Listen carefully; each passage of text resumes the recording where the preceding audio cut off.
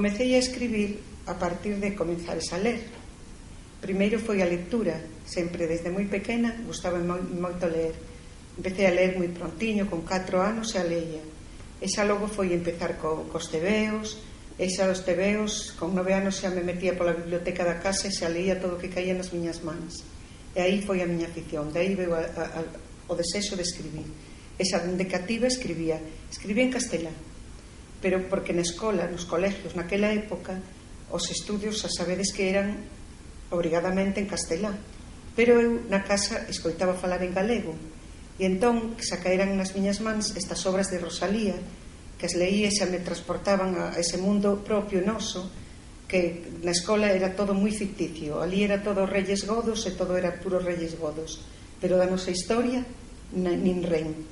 Entón eu xa empecé a formarme por la parte de atrás, como quen di, por un lado iba a escola e por outro na biblioteca da casa leía e aproveitaba todas aquelas lecturas, e aí comecei xa a escribir. Empecé moi nena, pero bueno, escribía cousas, claro,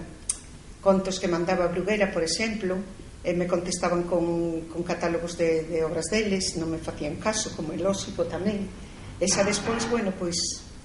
empecé a escribir, pero tiña todo moi guardado, non me atrevía, ata que me decidín a mandar así pois empecé por mandar a Xerais,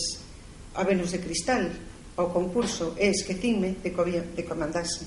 Pero, cando a miña sorpresa foi que quedei finalista, entón dixen, teño que seguir, e seguín, e ata agora me ganei o premio de narrativas quentes de novela erótica no ano 2008, e no 2008, para cerrar o ano ben, en decembro, o segundo premio do Pedrón de Ouro, unha serie de relatiños longos que titulanse Colleita de sombras, que para min son uns relatos que están francamente ben, dos que teño pensado continuar unha novela. E así hasta aquí. Poesía teño publicado xa un libro con Espiral Maior, tamén de poesía erótica, e ahora mismo pois sigo, eu todos os días escribo,